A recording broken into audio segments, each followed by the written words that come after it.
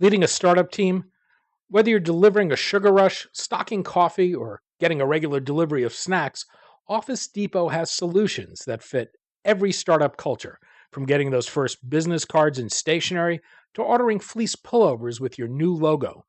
To learn how Office Depot and the California Technology Council have partnered to bring you savings on all of these startup essentials and more, go to californiatechnology.org/member benefits. I'm Daniel Levine, and this is the Bio Report.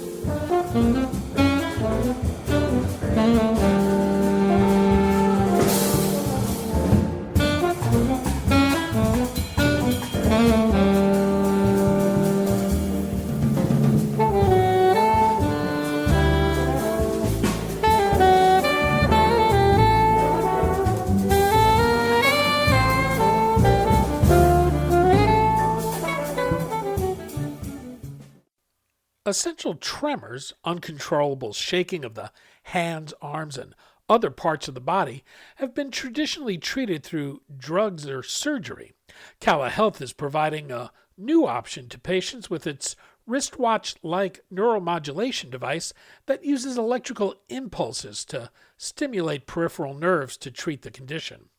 We spoke to Renee Ryan, CEO of Cala Health, about its Cala Trio device, the potential for bioelectric medicine to treat a broader range of neurologic, psychiatric, and cardiologic indications, and what it will take to get payers and providers to embrace the technology.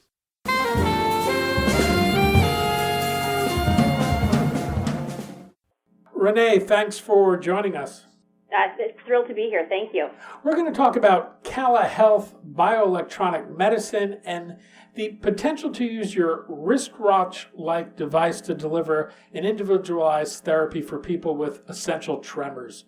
Well, let's start with essential tremors. For people not familiar with them, what are they and how do they impact patients in their daily life?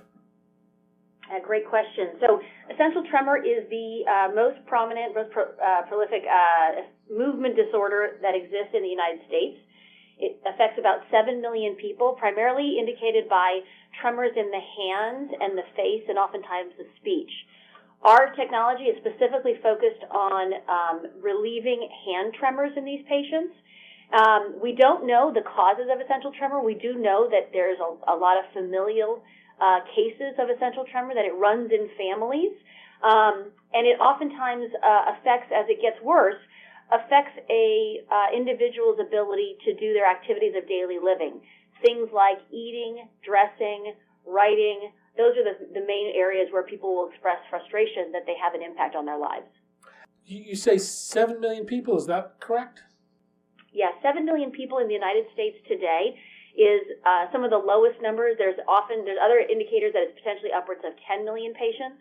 And to put that in perspective, Parkinson's, which a lot of people are aware of, and we actually are doing some work to understand if we work there as well, but Parkinson's only affects 1 million patients in any given year, and we affect upwards of 7 to 10.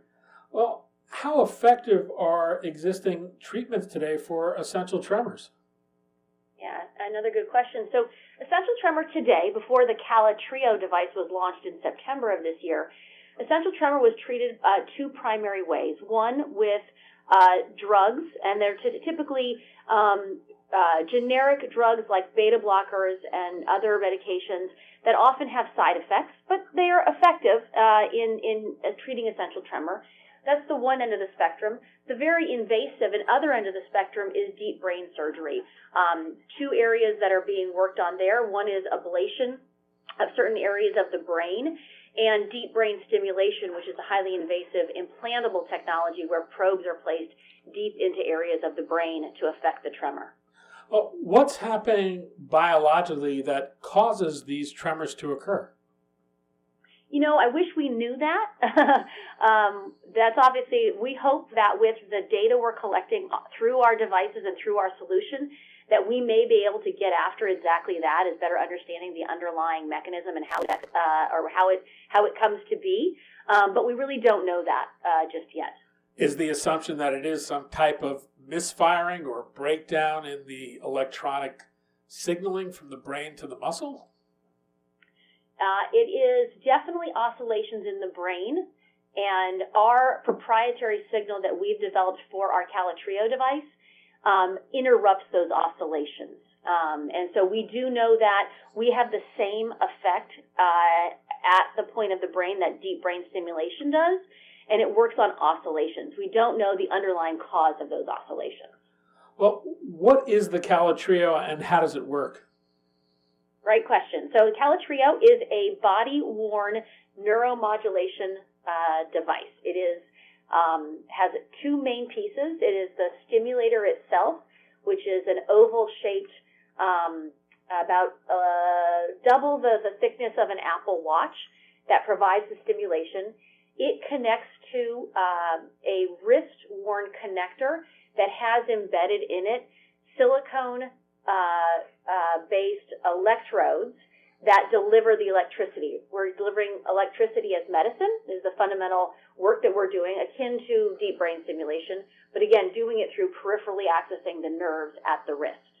How much electricity is it actually delivering? Enough that a patient can feel it, but not that they're discontinuing therapy because of it hurting in any way. This device is actually personalized to each patient. Why is that necessary, and how is it adjusted to meet the needs of an individual patient? Oh, the beautiful part is the device does it itself. So when we deliver our device to the patient's home, they unbox it, and we walk them through. Either they can go to videos on our website or they can call our customer success team, and we walk them through the first application of the technology in placing we guide them to where the electrodes need to overlap with the nerves on the wrist. And then the device asks the patient to do what we call a tremor task. Typically, it is holding your arm straight out in front of you in a postural hold. And the device automatically measures the frequency of the tremor and then personalizes their frequency to how we deliver our signal, our electricity signal, to that individual patient. So that's how the individualization happens on a patient-by-patient basis. Does it matter which wrist the user wears it on? We ask the physician to prescribe the device to the hand in which the tremor is more prevalent, the more dominant hand where the patient could benefit from the therapy more directly. Oftentimes, it's the hand with which people eat with or write with that they will use the therapy on. And do you know how long the treatment remains effective for and how long over long-term use? So in our clinical study that we just announced in September of this year, we studied 263 patients in a chronic use at home situation over 3 months. Over the period of time, the patients came in for 3 different visits. What we saw was, importantly, in each of the visits where they did stimulate and have therapy, we saw an immediate or more acute benefit to the tremor in each of those patients overall. We also saw over the whole length of the study, across the full 3 months, we saw benefit in the overall tremor power in that full 3-month period. So we know at least it works over a 3-month period. We now have patients who've been wearing the device for much longer, and we'll be studying the long-term use. But we have proven out that at least over a 3-month period of time, the therapy remains effective and patients are able to continually drive benefit. Within the individual session, so we ask a patient to wear the device for 40 minutes twice a day, and on average, patients are noticing that they have continued relief from tremor for upwards of 97 minutes after they use the device for 40 minutes of therapy. Is there any limit on how often someone can use the device? Do people use it throughout the day? We are seeing some of our patients use it throughout the day, and we also see that some of our patients are able to use the device, put it away, and then go about their business and have benefit for much longer. We have one of our patients who is a golfer, and he claims that he gets a full 18 holes of relief after one therapy session. So, yeah, obviously more work to do to better understand this, but we do see that the treatment does have good effects that are lasting beyond the therapy session. And when you did the studies, were you comparing it against any existing therapies or against not using the device? How did you go about the endpoints? Yeah, we decided for our chronic at-home use study to make it an all-comers and to not randomize it. So we actually just took patients who were on existing therapies, primarily drug therapy, whether they had tried something and it had worked or they tried something and it was no longer working. We allowed them to enroll in the study. The only patients we absolutely ruled out from our study were those patients that had a deep brain stimulation technology implanted. We didn't want any interference from the electrical signal. And we actually saw a benefit to patients who were both on therapy, on existing drug therapy, and those that were off. So we do believe we are additive to whatever a patient could or couldn't be using today. So there's no problem using the device in addition to someone using a drug therapy? Correct. We saw no difference in the ultimate benefit for the patient. Are there any side effects associated with the use of the device? We did see some adverse events in our clinical work. We have the way the band is currently configured. We had some skin irritation, and you can call them electric burns, mainly irritation, right below the stimulation device at the top of the wrist. And we are working on a redesign the band to hopefully get rid of that. That was in about 18% of our patients. We did not see any serious adverse events at all throughout all of the studies that we've done. You mentioned not including people with deep brain stimulation devices. Are there other patients who shouldn't use this device? Well, we have had patients who have not benefited from the therapy, and primarily that's because their tremor is caused by something else. We have had patients who, for example, are on medications that induce a tremor, and they have tried to use our device for therapy benefit and for tremor benefit, and we did not see any. So we do believe we work on the location in the brain where essential tremor resides. I take it there are other types of tremors other than essential tremors. Are you looking at other indications for the same device? We are currently studying Parkinsonian tremor. That is a tremor that is very different than essential tremor. Essential tremor tends to appear when a patient is actively using their hands. Parkinsonian tremor is completely the reverse. It tends to appear when the patient's arms are at rest. So we are looking at that as a extended opportunity for this technology, but the work is underway and it's still too early to tell. What does the device cost, and is there reimbursement available? Currently, patients are paying out of pocket for the stimulator and then signing up for a monthly subscription for the bands. We have a 90-day band, so every quarter we will replace the band so the patient can continue to use the stimulator device. The stimulator itself also comes with a charging station that allows also for connectivity to our database, so we can track the patient's usage and therapy benefit.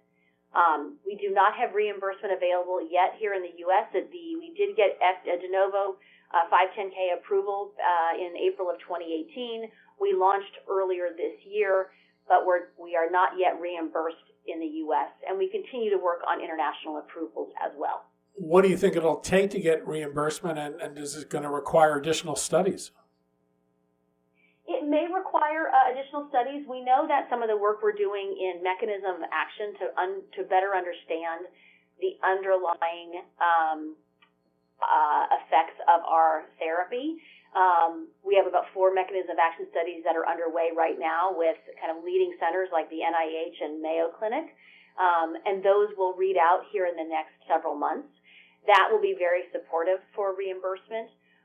And we're working with consultants to better assess whether another large study would be warranted to support our reimbursement claims. And is there a pipeline behind this? Is Cala building something beyond just this one device?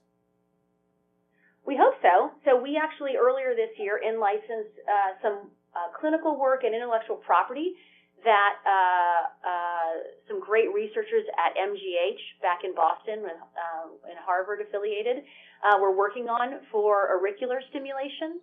And disease conditions that they've been looking at include areas like depression and migraine and some cardiovascular conditions. So we're going to continue to explore those areas, and we would hope to have additional platforms beyond the Cala Trio and beyond our wrist-worn therapies. And this is an emerging area of medicine. Is there a barrier you need to overcome with providers in any way? Is there some resistance to appreciating the potential for this? Do people look at this as a legitimate medical device? I'd answer that in two ways. We have had some pushback from clinicians because they're not aware of Cala Health, and so that is our opportunity to go out and tell the Cala Health story, and we're actively doing that.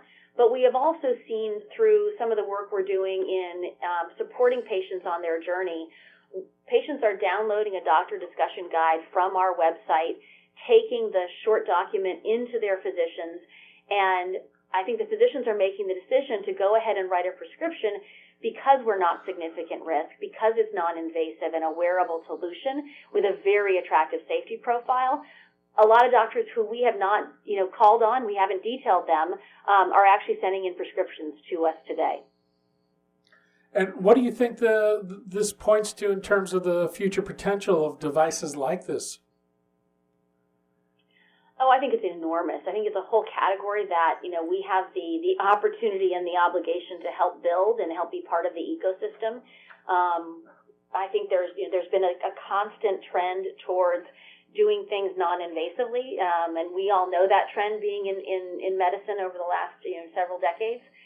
And now we have that opportunity to take neuromodulation, which if you go back and start with the cardiac pacing technologies, move on to, all the targets that we have come to appreciate for neuromodulation, including, Parkinson's and essential tremor, lower back pain, obesity, all these various conditions.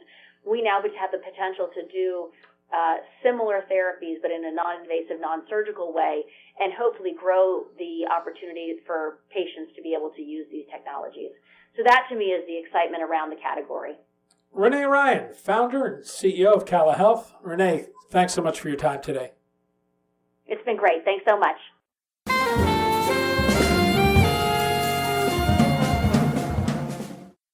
Thanks for listening. The Bio Report is a production of the Levine Media Group. To automatically download this podcast each week, subscribe to our RSS feed or through iTunes or other podcast manager. To join our mailing list, go to levinemediagroup.com. We'd love to hear from you. If you want to drop us a line or are interested in sponsoring this podcast, send an email to danny@levinemediagroup.com. Special thanks to Jonah Levine, who composed our theme music, and the Jonah Levine Collective, which performs it.